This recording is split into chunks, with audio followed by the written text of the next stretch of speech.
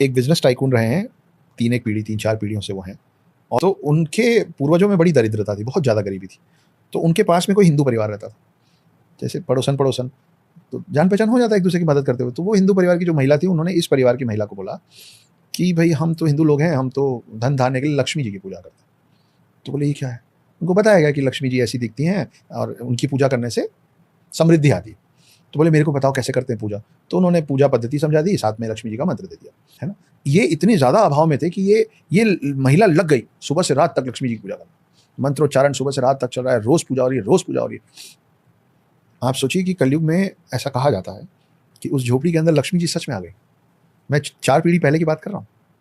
लक्ष्मी जी सच में आ गई उनके सामने और बोली मैं बहुत प्रसन्न हूँ तुम्हारे पूजा पाठ से, तुम्हारी तपस्या से, माँगो क्या माँगती हो? अब उसको ये नहीं मालूम था कि लक्ष्मी जी की तासीर है कि वो आएँगी तो लेकिन वो ठहरेंगी नहीं, वो चली जाएँगी, कभी ना कभी चली जाएँगी। उसको मालूम नहीं था। तो उसने बोला कि बस अब मेरा एक ही मानना, मतलब एक ही माँग है आपसे, मैं बस ये माँग रही हूँ कि अब जो आप यहाँ आ गई ना, इस घर से कभी जाइएगा मत, आप बस यहीं रहिए।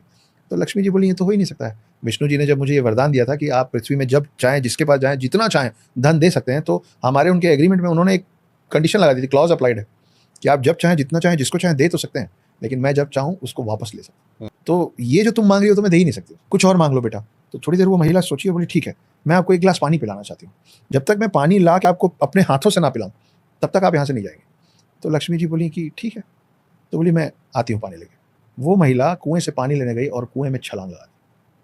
वो कभी लौटी ही नहीं और लक्ष्मी जी फँस गई, क्योंकि उसने कहा था कि मैं अपने हाथ से जब तक पानी नहीं पिलाऊँगी आप नहीं जाएँगे। तो वो वहाँ फँस गई।